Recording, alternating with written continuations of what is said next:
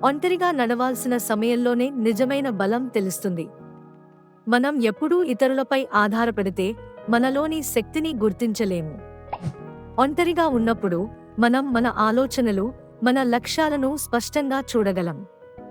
ఈ ఒంటరితనం మనకు స్వాతంత్ర్యాన్ని ఇస్తుంది, మన ఆత్మవిశ్వాసాన్ని పెంచుతుంది.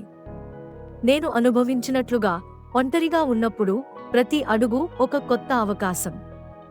మనం ఎదుర్కొనే సవాళ్లు మనకు ఉన్న సామర్థ్యాలను బయటకు తీస్తాయి.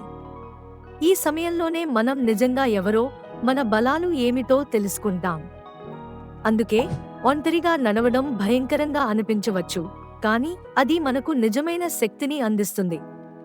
మనం ఒంటరిగా ఉన్నప్పుడు మనం మన స్వంత కథను రాస్తున్నాం. ఆ కథలో మన బలం, మన అంకితభావం, మన లక్ష్యాల పట్ల ఉన్న నిబద్ధతను మనం కనుగొంటాం.